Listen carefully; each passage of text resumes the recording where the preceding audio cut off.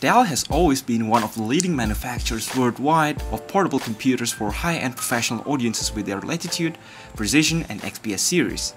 Now, where more and more users seek to own ultra-portable computers, Dell is taking the 2-in-1 tablet concept to extreme portability. It is thin, compact, and has one of the best looking screens ever put into a tablet, but maybe just ahead of its time. Is it really worth to be your daily driver? This is the Dell XPS 12. You probably think this is just another Surface clone, and yes, it pretty much is to some extent. But the rest is quite a great job from the engineers at Dell.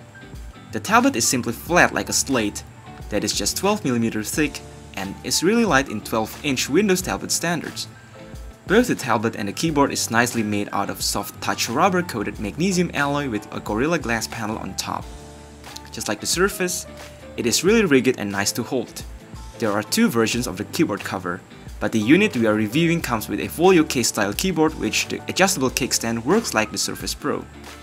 Here you can also see how the more simple other version looks like. I kinda prefer the folio case design since it offers better grip and protection. The tablet attaches itself to the keyboard case by a strong magnet. Its outer surface is made out of high quality fabric that feels good to hold and prevents the unit from slipping.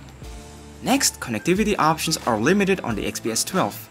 You can find two USB Type-C ports with Thunderbolt support, audio jack, and a micro SD card slot, which at least allows you to charge while plugging in a standard USB device, but requires you to carry around the included USB adapter. Dell is also selling you a stylus pen as an accessory.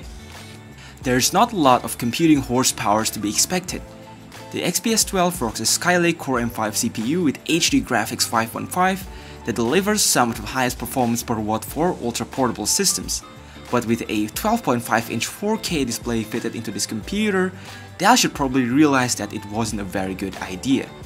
There's also a full HD version of this, where Dell should have just kept it that way.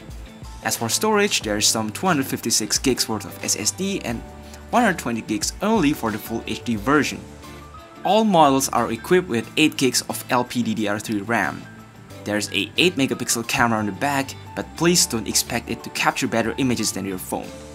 The price of this particular 4K 256 gigs model is a hell lot to ask for a 12-inch convertible. Now about the experience, the keyboard and touchpad is nicely built on the rigid cover, which I think is nicer than the one on the Surface Pro. Yes, the keyboard is surprisingly backlit. Speaking about visual experience, there is not a single 12-inch tablet on earth that is currently to match its 4K UHD Super color accurate IPS display.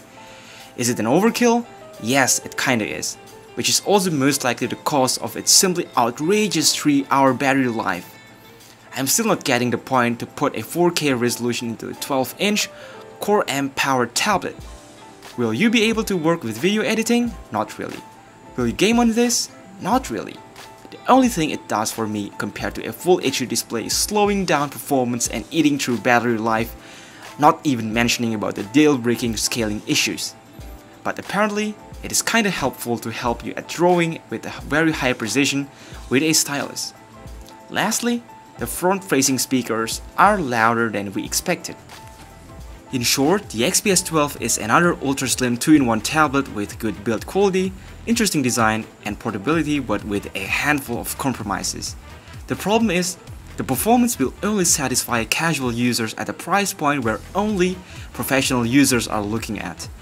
The Surface Pro 4, for example, simply delivers more performance, more battery life, and even comes with a full-size USB port at the same price range. But if you insist to have a very compact, stylus-enabled Windows tablet capable of displaying 4K content, this is currently your only option.